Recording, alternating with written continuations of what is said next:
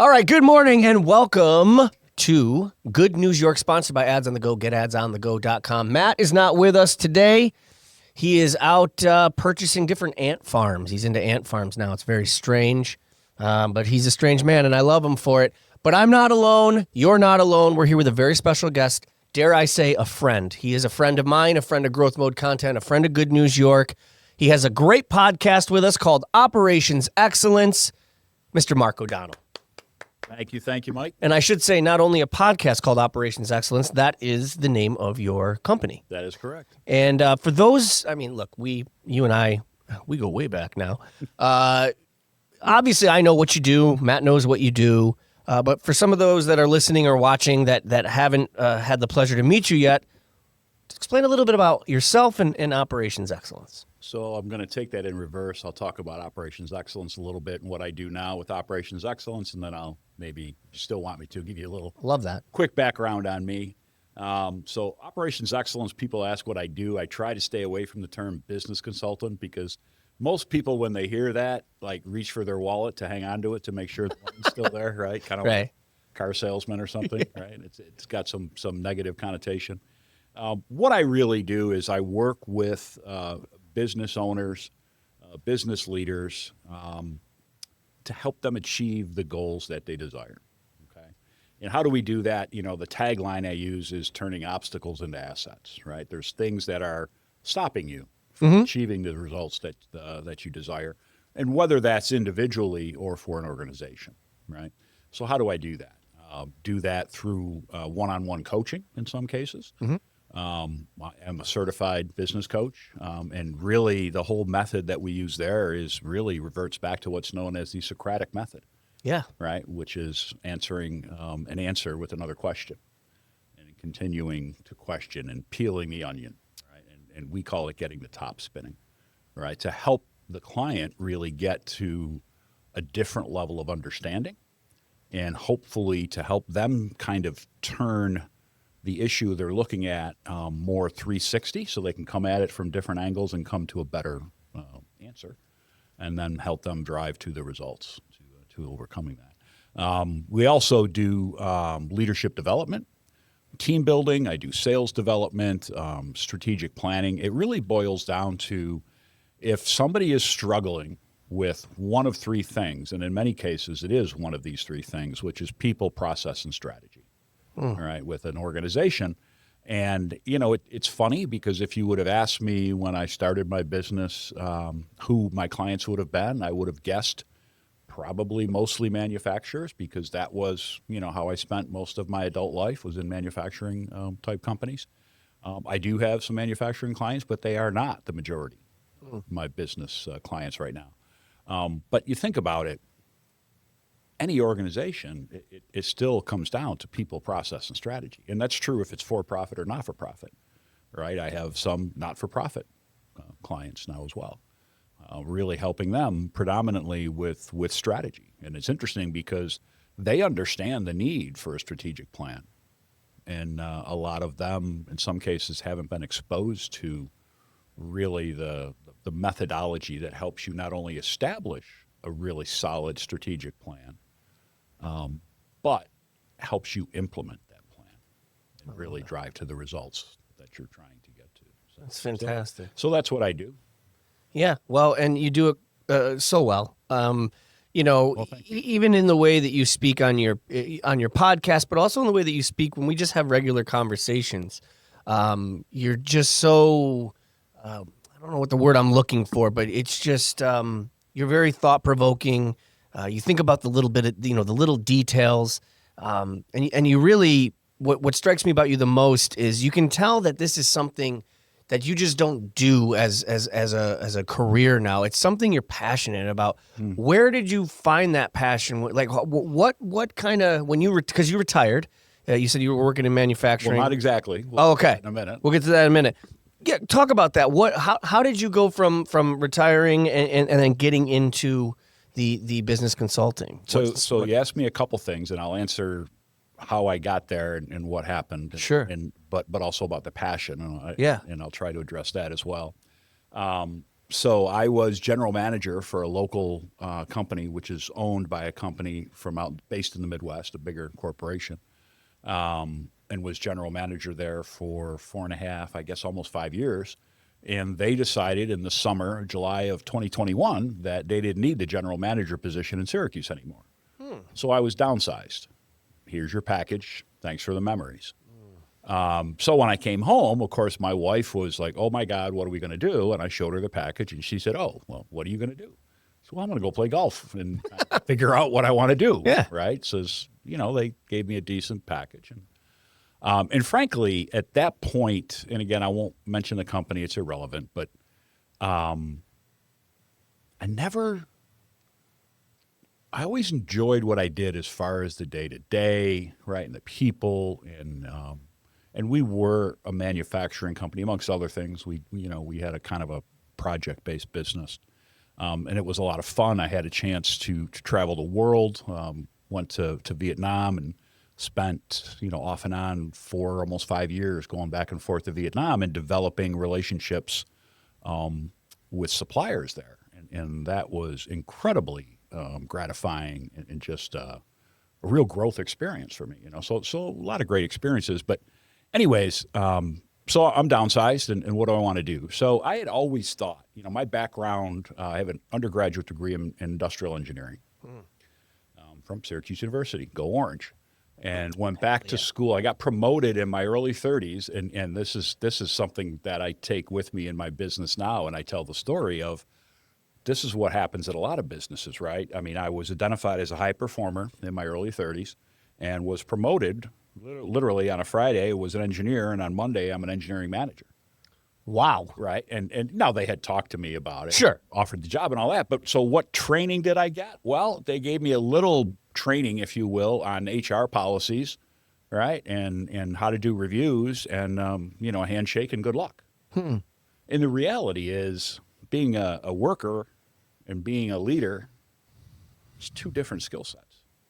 100%. Right. And what happened, what I described, basically is what happens even today still in a lot of companies. High performers get identified, they get promoted into management positions, and they may or may not succeed if they figure it out or if they've developed management leadership skills, right, of their own on their own journey. But a lot of companies just still don't understand. More companies now are, by the way, but some still don't. It's totally different. Just because somebody is good at doing doesn't mean they're going to be good at leading. 100%. Right? Simply put. So anyways, and by the way, in my 30s, I did go back to school part-time while I was working and got my MBA from Illinois College. Another great experience. Go Dolphins. So, two of the local colleges. Yeah. Love it. Finished my degree, by the way. I took what was called the study abroad option at the end of the program and actually went to Poland for 2 weeks to finish my degree, where we actually did some coursework with a professor at the University of Warsaw and got to tour around the country. It's fascinating. That was 2003, which was only, maybe 10, 15 years after the fall of the Iron Curtain. Yeah. So that was a really fascinating time. So anyways, I had thought about years back, even as an engineer and then a young manager, the thought had crossed my mind multiple times about consulting, starting my own gig, right? And I had talked to a few people off and on different points in my career, just never pursued it. So anyways, July of 21, here I am. All right, I don't have a job. I'm in my, mid to late 50s, I guess, later 50s at that point. What do I want to do? Well, I wasn't ready to retire. And my wife is younger than I, so I'm thinking, well, I probably want to and, need to keep working for a while. Yeah. And so I thought about the consulting thing. And then the engineer in me said, okay, let's do our homework. So I started picking some people's brains, a few people that had made the transition from corporate to doing their own gig as a consultant. And I heard some great things. And a couple of the really key things I took away was, number one, figure out what you love to do, what really got your juices flowing during your career. Focus on that. And you'll not only be successful, but you'll be happier. Absolutely. Right? and that's one of the other key thing was that I heard was get connected with a network. And there's a lot of reasons for that, right? So, okay. So I took some time. I really took some time and thought about when in my career was I happiest? What made me happy? What did I love to do? When I felt really energized, what was I doing? So I boiled it down to two simple things, right? The engineer in me, and once when they train you and teach you to think like an engineer, you don't unlearn that. Right. Even though I haven't practiced as an engineer in probably, I don't know, 25 plus years, I still think that way. Right? Mm-hmm. And so I love solving problems. I love figuring stuff out, right? That's so, an engineer. Check that box, right? The other thing was I've had multiple opportunities, even as a young leader, a young manager, right through, my years in executive roles. I've had the opportunity to mentor other people. And that was incredibly, incredibly fulfilling. Mm-hmm. To see the light bulb go on for somebody else and to see them take the next step or the next steps in their professional life and not only their career, but to see their life change. Mm. Right? It's got to be rewarding. It's so cool. I mean, and you realize, look, like I didn't do that. But if I was a conduit and assisted in that in some small way, wow.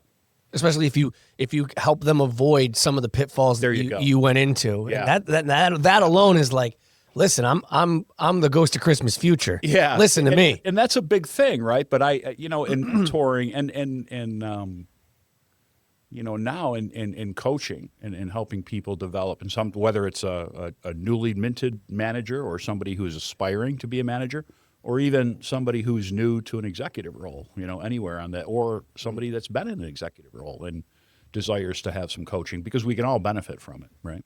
But one of the big things that I really bring to the table, and I did when I was mentoring, is really being a positive voice and a positive reinforcement, because what holds us back the most is our own self-doubts. So much. Right. And I talk a lot in my coaching about, I call it the formula. Right. And now people, if I show a slide or I write it out for them, of course, people who are not technical, their eyes start spinning in different directions. Right. But, once you explain it, and it's very simple, right? How do you get improved results, whether that's personally, professionally, or organizationally, right? Well, you have to have positive behavior change, right? Well, how do you get positive behavior change? Well, you typically have to have some new skills and some new knowledge, which people would probably say, yeah, that makes total sense. But the secret sauce, I like to call it, that goes with that people don't always associate with this is attitude, right? So you take that positive attitude, right, and that growing positive attitude, couple that with new skills and knowledge that you're honing and continually learning better how to use. Think of somebody who's trained as a carpenter or in some trade, right? They get a set of tools, and at the beginning, they kind of know how to use them because they've gone through the training. But 20 years later, they really know how to use them because they're doing it. They're doing it, exactly. So it's the same thing. But that secret sauce of the attitude, and that is a huge role that I play because I'm kind of that voice, kind of the Jiminy Cricket in a positive way that says, yeah, you can do this.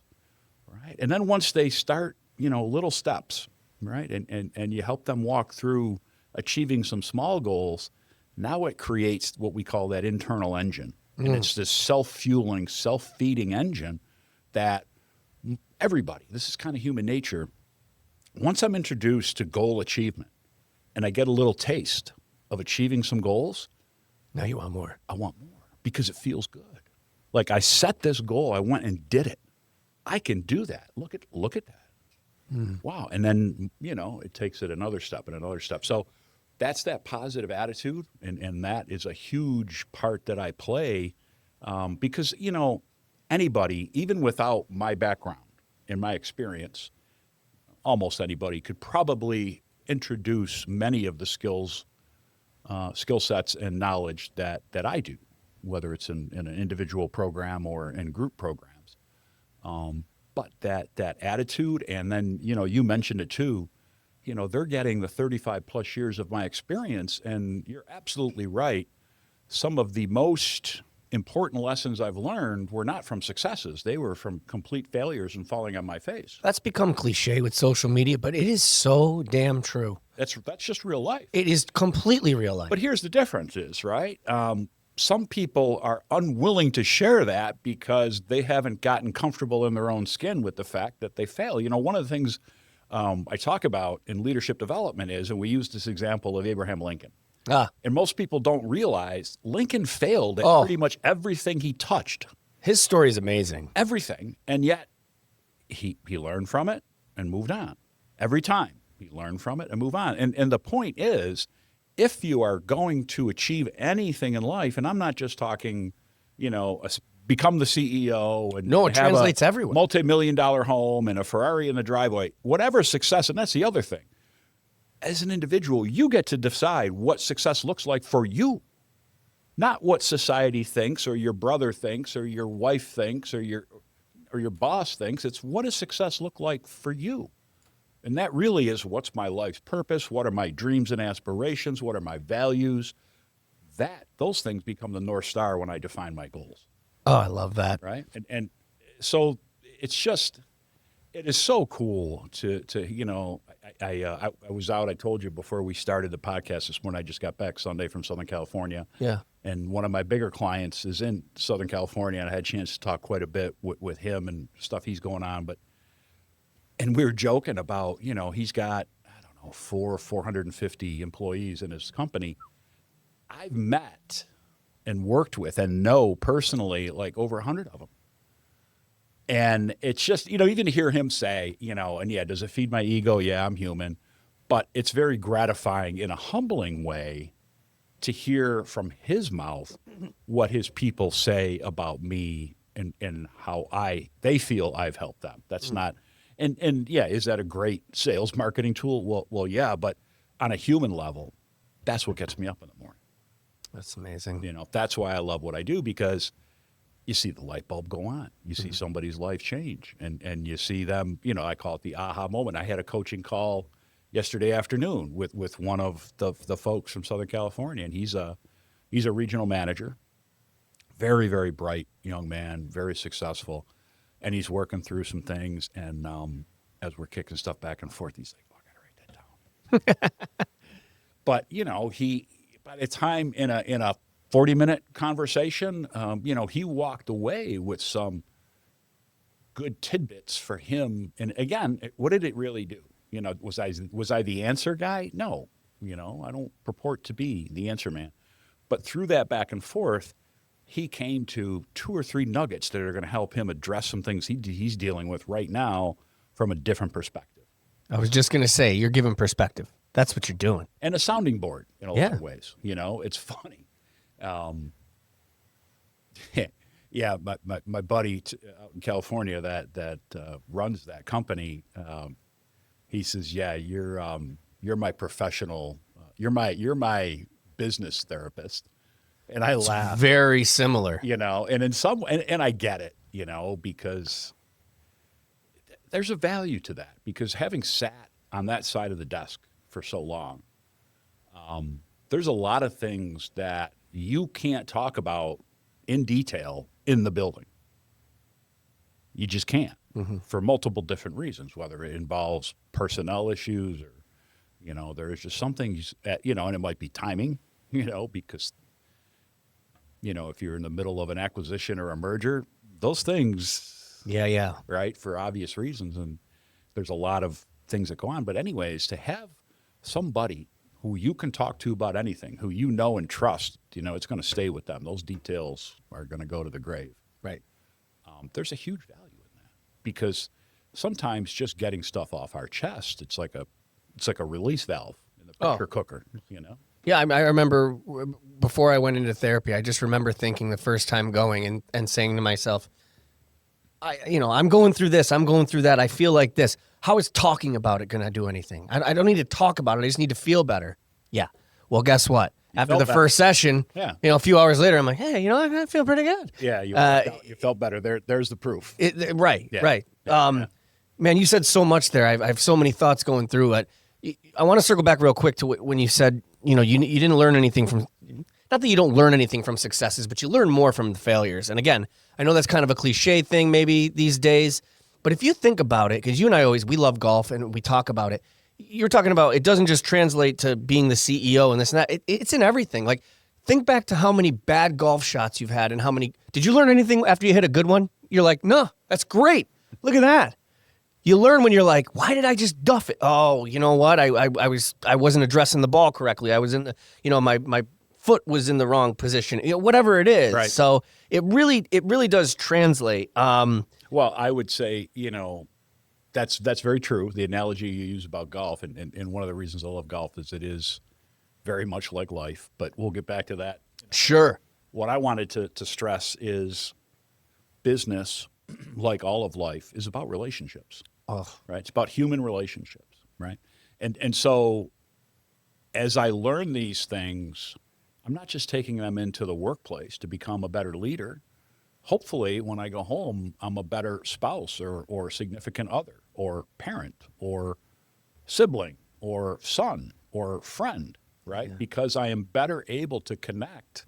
I become a better listener. Mm-hmm. I'm more tuned in to, the emotions and not just what people are feeling that I care about, but why. And that word empathy, and I'm sorry, empathy is not a made-up word, right? There's a lot of science behind it. And the truth is, if you don't have empathy, you're going to struggle with really making truly deep human connections. That's not Mark. That is social science and years of social science behind it. And that's been my personal experience. When I've struggled with connecting with others, it's because I'm not either understanding how they feel and or not understanding why they feel that way. And that doesn't mean I agree with them. It's just I don't understand. Mm-hmm. Right? I tell my kids all the time that relationships are one of the most important things throughout your life, making relationships. And that doesn't mean you need to have 100 friends. It just means whenever you're at a party or you're at an event or you're at work, when you make connections with people, I always say, take the time to just have a meaningful, try to make everybody feel good in some way, or just have a meaningful conversation with somebody. Mm-hmm. I would not be sitting here without the network of friends, acquaintances, and people I've met along the way, whether that's in the my professional career or my personal life. Somehow, all these times in my life where I thought, I'm not where I should be, right? You probably run into that a lot. I thought I'd be farther ahead than where I am, and I've wasted all this time. Come to find out, wherever I get to in life, I find out that none of that was a waste of time, because that connection that I made 4 years ago helped me here. And again, it doesn't even have to be professionally, just personally. It's so important. One thing I wanted to ask you was, is there a specific type of clientele that you have? Is it a bunch of different industries that you work in? And the second part of that question is, when do you know, when do they come to you for advice? Is it usually when you're on the ground floor and they're starting their business, or is it usually when they run into problems they come to you? How does that work? So I'll answer the first question first. I know I throw 5 questions at once. I'm sorry. You're testing my brain. It's a good. Well, add some extra coffee. I know. That's cool. I'm teasing you. No, I don't have one industry, that I'm focused on. And again, if you would have asked me when I started Operations Excellence, if that would have been true, I probably would have said, oh yeah, it'll be manufacturing. Well, I love manufacturing and I know a lot about it, but come to find out, again, people process strategy applies to pretty much any kind of industry. So, I certainly market and have joined, manufacturing associations, industry associations. I'm a member of the Northeast Dairy Association, which is not just farmers, it's also processors. Sure. Right. And the whole logistics part of that industry, which I played in a golf tournament this summer for that group. And I met a lot of interesting people and I learned so much that I didn't know, but that's the inquisitive part of me, that I love learning about different businesses, distribution businesses like the HVAC distribution business. I knew very little about HVAC, and certainly distribution, yeah, I've dealt with distribution as part of manufacturing companies before, so I know a little bit about that. But so to answer your question, no, I would say it's more about the mechanics of how the organization is set up and run and the size. And what do I mean by that? I won't say I'll never do business with a huge corporation, but they're not really my target audience. And the primary reason for that is for somebody like me, right? I'm a one-man show, right? I do the Sure sales, are. I do the marketing, I'm doing the work with the clients, which I love. And it's great to be your own boss. It's got its pluses and minuses, right? But I really learned how to enjoy that. But with the corporate, the bigger potential clients or clients, there's a lot of decision makers, and it takes a long time to work through that process, which is something I don't have really the time nor the inclination to spend my energy that way. Yeah. Now, again, if things worked out and I got connected with and could help a bigger organization, sure, right? I'm not going to say no if it's a good fit, right? Absolutely. But what I find is the mid-size to small organization, again, doesn't really matter the industry. What really matters is the decision maker or are the decision makers involved? And usually it's only one or two people, right, that I'm dealing with, either an owner or a couple of executives, right, that are kind of running the company.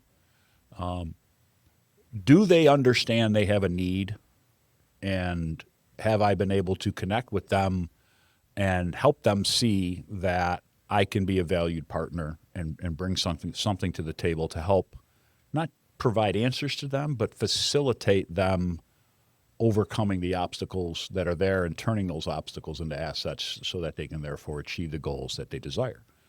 So is it a good fit? What was the other part of the last part of your question? The last part of the question was just, do you find that your clients are coming to you in the beginning, when the company opens, or new companies or existing is it companies? Yeah, it's been both. A little bit of both. Yeah, I've actually had two recent startups, basically individuals that had kind of a side hustle, Okay. if you will, and they wanted it to make it their primary gig. And he had either already established a company, an entity, or were on the verge of doing that and had been kind of doing something on the side for months or years and saw the need that, I need some help strategizing, right? And so helped those folks in both cases with strategic planning, right? We took them through the detailed process, really developing, a detailed strategic plan, and then actually help them kind of facilitate the review of the plan at a regular cadence to make sure they're implementing it. And then also did some one-on-one coaching with them, and they needed help in different areas. One of them, for instance, recognized the need that they were really bad at time management and really needed some help with that. And we were able to help them. That's amazing. Yeah. And also, like I talk about, the company in California, they've been in existence for 33 going on 34 years. So they're not new, very successful. They've gone from 6 branches to 52 branches.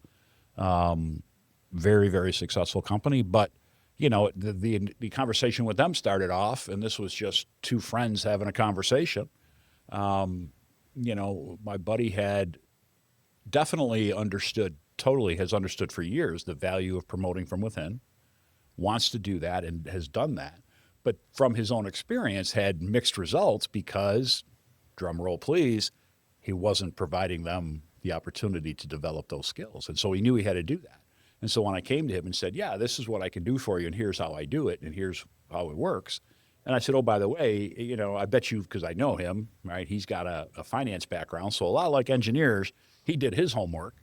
And I said, let me tell you what you probably found. You could go online and you're going to get this, and here's what it probably cost you. And he goes, yep, that's about right.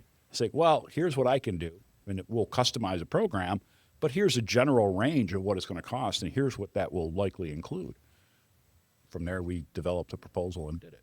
And, has since continued to work with them for 3.5 years. That's amazing. Yeah. With what you do, is it hard to? How do you know?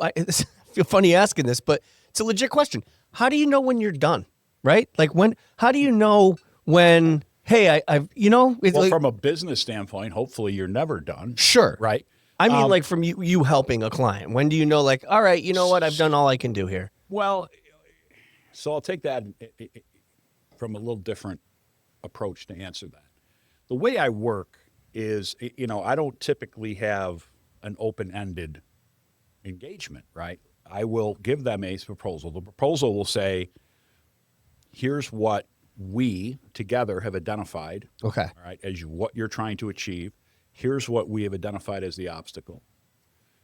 Here's the statement of work. Here's what I'm going to deliver. Here's the deliverables, right? Here's the results. Here's the cost.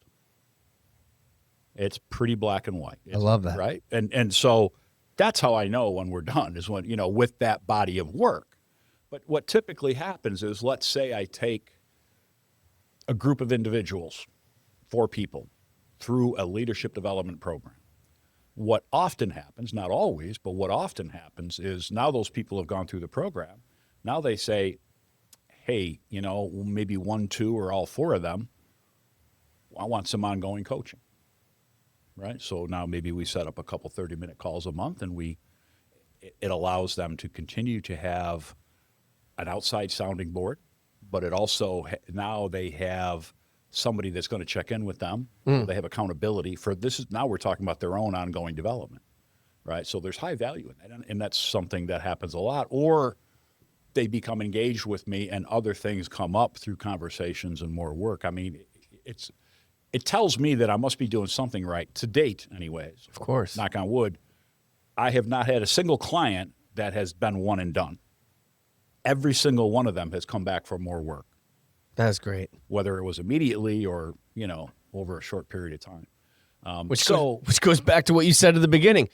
They got rewarded, and now they wanted more. They were seeing the results. Well, they see the value, Yeah, right? You're right. delivering a value. And I also understand, hey, at some point in time, maybe they go away for some period of time, but, the relationship is there. And, You're always on call. well, yeah, and it's funny you say that, because one of the things I offer, let's say I'm doing one-on-one coaching, intensive one-on-one. Like I took one client through an executive leadership development program, one-on-one, right, which was awesome. This individual was at a perfect place in their career and in their life, and saw the value and was like a sponge. And it was so much fun working with that individual. But they've gone on, and now they're a regular client with coaching. So, Couple more questions, because I know you got to get out of here, and I could talk to you all day. love talking to you. I love talking to you, Mark. Mark O'Donnell, of course, Operations Excellence here on Good News York. Couple more questions. Do you find, I feel like in every industry across the board, no matter where you're located, there are always kind of some common problems. And with what you do, you work with so many different clients, so many different companies. Do you find you run into a lot of repeat problems throughout different companies? Are there common ones? What are some of those? Some of the things you hear a lot. You hear a lot culture, right? Yes. Organizational, which comes up a lot in. One of the tools I have is called Dialogue, and I won't bore you with the acronym and what it means, but it's basically an organizational assessment tool. It uses an online survey coupled with one-on-one interviews that I do to add context to it, and it produces a report, which is wonderful because it really shows where the disconnects are. Right. Right. And the disconnect could be, the CEO or the president or owner of the company thinks the culture is this. And as you work through all parts of the organization, all the way down to the people that are making the product or shipping the product or whatever, or doing the work, they see it something else, and those two things are very disconnected. Well, why is that? So we help identify why those are, where those disconnects are, what we need to do to overcome them, and then we can help companies overcome them. That's awesome. Yeah. So that's one of the things. The other thing with the strangeness of the workforce now, and we've talked about this before, and I've talked about it on my podcast, but you've got this really generational change going on in the workforce, meaning baby boomers, which I'm of the tail end of, right, are aging out of the workforce, retiring, et cetera. A lot of that happened starting during the pandemic, and it has accelerated since then. So for the first time in decades, the baby boomers are not the majority of the workforce. And so all the generations behind are coming in, and that's changed the dynamics. But what I'm getting at is what I hear from clients and potential clients is they're struggling to attract and retain quality talent, Yeah. right? Because those generations behind want different things, right? And they're kind of in the driver's seat in some cases, and that's starting to change back. But for a number of years, coming out of the pandemic, and now again it is starting to change a little bit. But we had a dynamic where the worker, the labor force, was in the driver's seat. Yeah. And that's starting to tilt back the other way a little bit. But still, the truth is this. If you want quality talent, you've got to have reasons other than just the pay and benefits that people are going to come and want to be part of your organization. Absolutely. And there's a lot to that. So there's that. Succession planning is another thing, You've got generations that were the founders of companies. They're, my age or a little older, and they want to transition out. And they may have sons or daughters or both that, they want to come on. And so how do we make that transition? That's amazing. That's fantastic. One thing I learned, you're talking about leadership. It's my last question. One thing I had heard over the years that stuck with me, there was one thing I heard, which was leadership is not about doing everything. It's knowing when to dole out responsibility. It's not, I have to be in control. I have to, I've got to do it all. It's no, I'm going to take care of this aspect, but Delegating. I'm going to delegate. That's the right word. Yeah. Yeah. What are some kind of common misconceptions about leadership that you've found along the way? Well, to first talk about delegating, that is a big deal, right? Because if you're coming from a place where you're a high performer, let's just say as an engineer, you're really good at this piece of engineering and you understand how to do this, and you're a good analyst, you're good at getting results, you're good at figuring stuff out. Now you become the leader. That's really not your job anymore, right? Your job is to help others do that and do it well and set them up for success to do it. So delegating is something we talk a lot about in leadership development. And one of the keys there is don't delegate task, delegate responsibility. So let's use an example of, let's say I want you to take over the quality control of a certain product. You don't want that. Or service, right? I don't say, okay, you need to test that widget. Here's exactly how you test it and measure it. Here's, that's a task. I tell you, you're in charge of the quality coming off of that production line. Here's what we used to do or we've done so far. If you find a better way, great.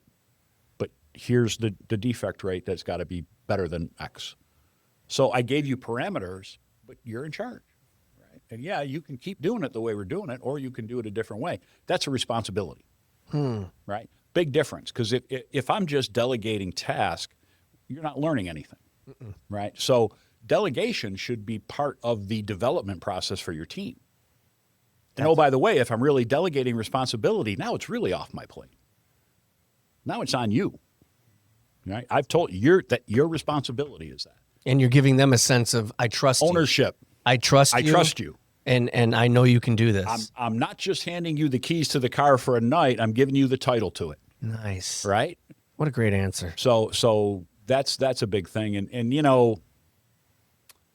there's lots of misconceptions about, leadership. Ultimately, your role as a leader, you're only successful if your team is successful. So your job is to serve your team, set them up for success, to put them in position, to have the best opportunity to succeed. And so, most people think, oh, leadership is you get the great office and more pay, and, better bonuses, and that may all be true, right? But the truth is leadership can be at times, right, a somewhat thankless and kind of lonely place, right, which again, is a little bit of a pitch for what I do. Like I can, help, right? Because I understand there's stuff that you the buck stops with you. You're going to make decisions, and guess what? The other thing you got to understand is you're almost never going to make everybody happy. Oh, Right? boy. Even if you have 10 people in an organization that you're responsible for, you're going to make a decision or decisions, right? And somebody's going to second guess you. That comes with the territory, But hopefully you've built the kind of relationships where even though people might disagree with the decision, they understand, right, that your motivation is making decisions in the best interest of the organization, which is the people as a whole, right? That they trust you and that you're doing that. So yeah, I think people, get in that role sometimes and they see the external stuff. What they don't see is behind the scenes, and you're going to be faced with making difficult decisions. Yeah. Yeah, don't ever lose your humanness.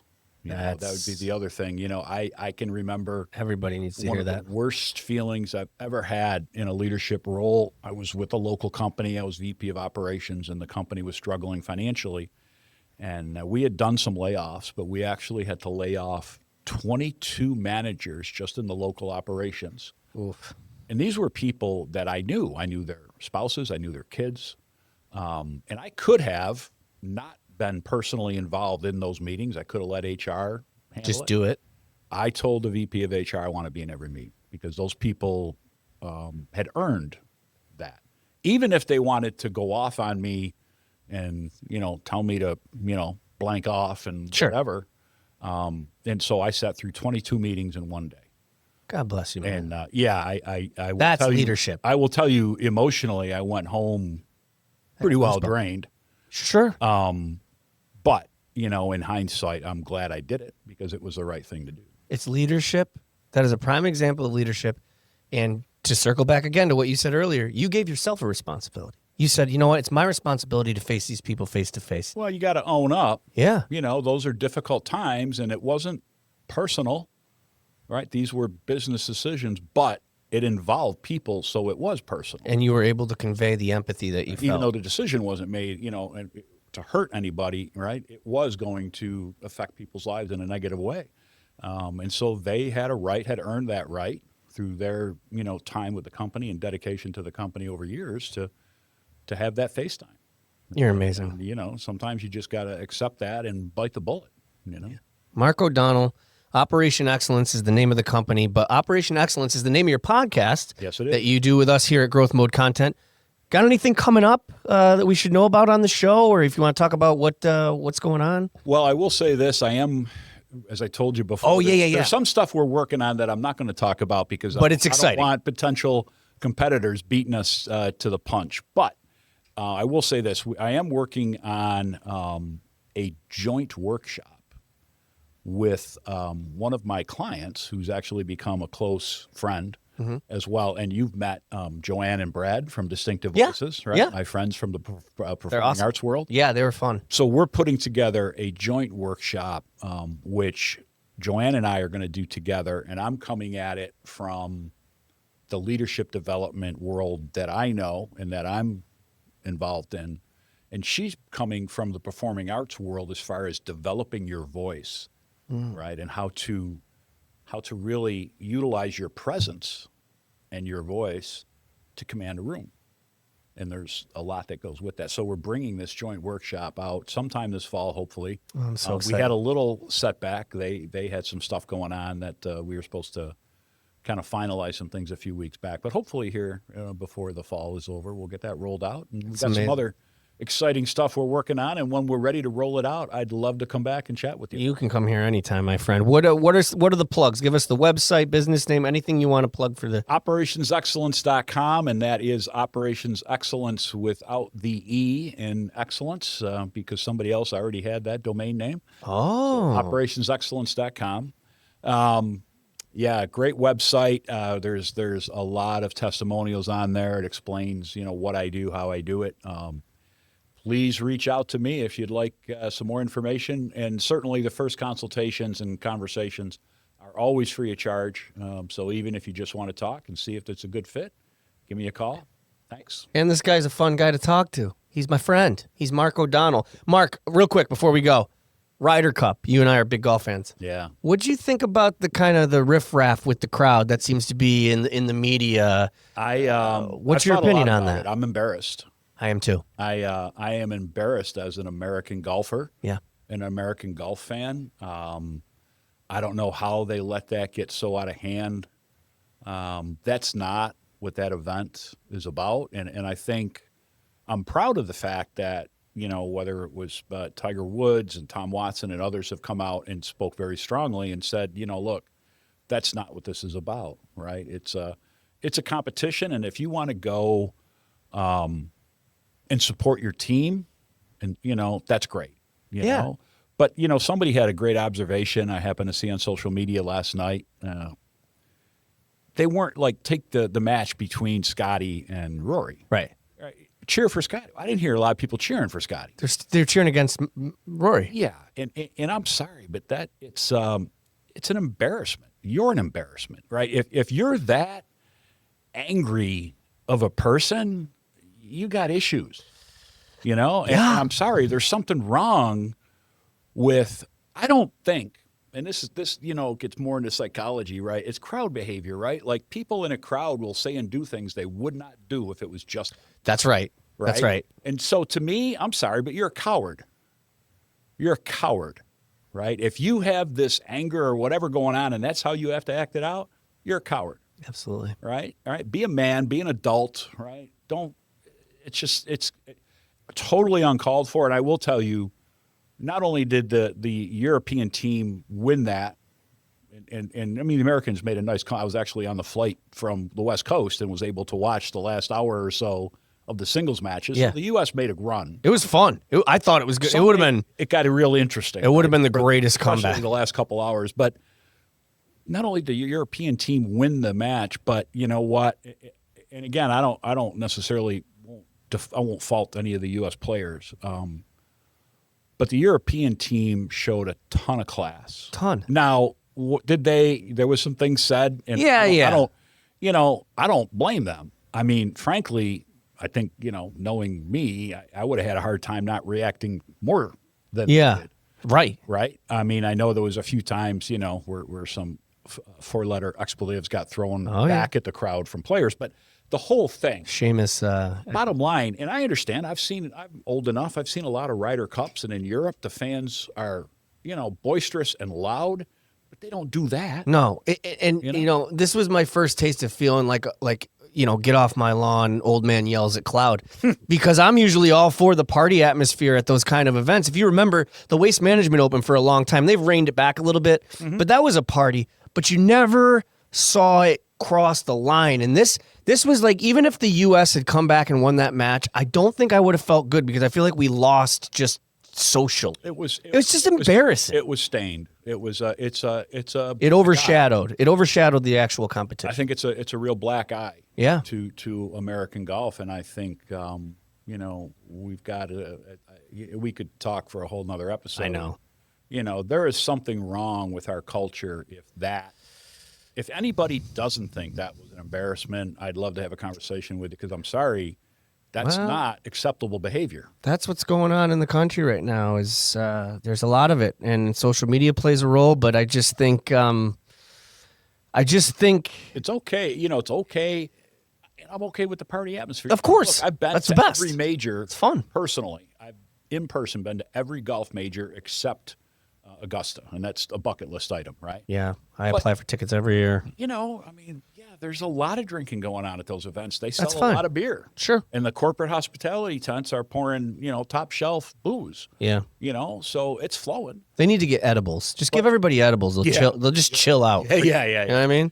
But, you don't see that kind of, behavior. It's just, again, I'm sorry. Gross. It's not right. And I didn't like it. I didn't like it. Bottom line, I was embarrassed as an American. I was too, man. I was too. And again, I felt like an old man for a second, but I was like, no, this isn't being an old man. This is my morals. Like, there's a line, and we can party without being complete a-holes, and that's what we were. And it sucks, but yeah, I would just leave it at, cheer for your team, but basically harassing and the things that they were saying. Yeah.